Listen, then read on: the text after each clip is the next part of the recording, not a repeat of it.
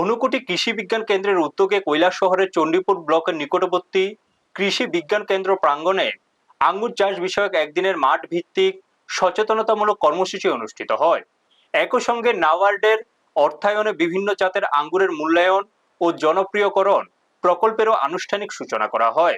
অনুষ্ঠানে উপস্থিত ছিলেন রাজ্যের কৃষিমন্ত্রী রতনলাল নাথ, ক্রীড়ামন্ত্রী টিঙ্কু রায়, ঊনকোটি জেলা পরিষদের সভাধিপতি অমলেন্দু দাস, কৃষি দপ্তরের সচিব ডক্টর অপূর্ব রায়, অধিকর্তা ডক্টর কৌশিক ব্যানার্জি, সিনিয়র বিজ্ঞানী ডক্টর সন্তোষ ধর সহ অন্যান্য বিশিষ্ট ব্যক্তিরা।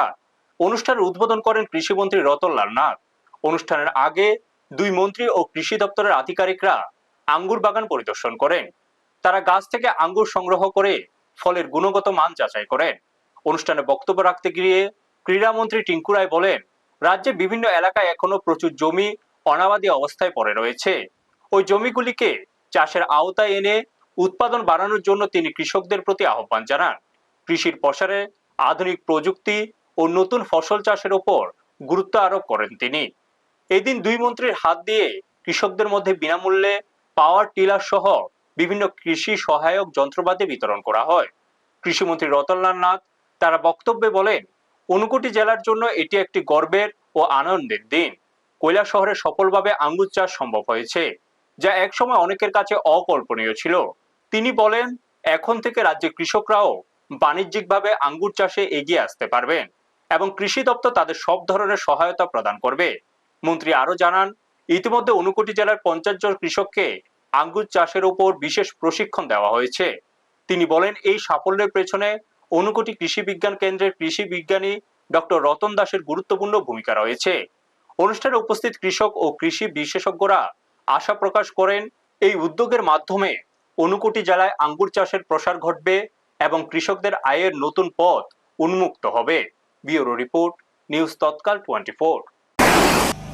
যে কোনো জিনিস লাগান, আজকে 236 কোটি টাকা স্যাংশন করেছেন ডোনার ত্রিপুরার আনারস গ্রোয়ারদের জন্য।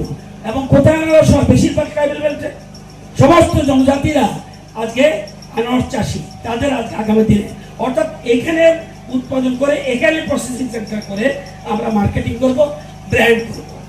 তো 7 বছরে তাদের লাস্ট 7 বছরে 2600 জন 2611 জনকে দিচ্ছে 28 কোটি 35 লক্ষ টাকা খরচ হয়েছে। তাদের আমলে 2611 জনকে দিচ্ছে 28 কোটি 35 লক্ষ টাকা খরচ করছে। আমরা 7 বছরে কত দিছি? 70,916 জন রে। এটা ছাড়া আগেরটা হিসাব আমার কাছে নাই। টাকা দিছি, খরচ করেছে কত? 225 কোটি 60 লক্ষ। তারা হলো 28 কোটি। সরকার সব দিতে রাজি, যত ইচ্ছে নিয়ে যায়। আমাদের প্রত্যেকটা মার্কেট করে দিচ্ছি। শুধুমাত্র কৃষি না, এরকম না, উনি উৎপাদন করবে তার জন্য মার্কেট দরকার, মার্কেটও করে দিয়েছি। আজকে সেই জায়গায় আপনাদের যত দরকার, এখানে মাননীয় মন্ত্রী আছেন, আমাদের জেলা পরিষদের সভাধিপতি আছেন, চেয়ারম্যানরাও আছেন, যত ইচ্ছা লাগবে, কিন্তু চাষে যুক্ত থাকতে হবে। আমাদের যে কৃষি মন্ত্রী রয়েছেন তিনি এর আগেও এসেছেন, এটা ভিজিট করেছেন, এবার দ্বিতীয়বারের মতো তিনি এসেছেন। আমরা আশাবাদী এখানে যারা কৃষক যারা রয়েছে, আমরা আগামীতে এই আঙ্গুর চাষও আমরা লাভান্বিত হব। আমরা কিছুদিন আগেই হলে কথা বলছিলাম যে আমাদের এই ঊনকোটি জেলায় এখনো অনেক ভ্যাকেন্ট ল্যান্ড রয়েছে, যেগুলোতে আমরা অন্যান্য কিছু করতে পারি। আমরা তথাকথিত যেগুলো করে আসছিলাম তাছাড়াও আমরা পাম অয়েল চাষ করতে পারি, আজকে আঙ্গুর এটা আমরা চাষ করতে পারি, বা আমাদের অন্যান্য কিছু আমরা সেখানে করে সেগুলোতে অর্থ উপার্জন করার রাস্তা হতে পারে।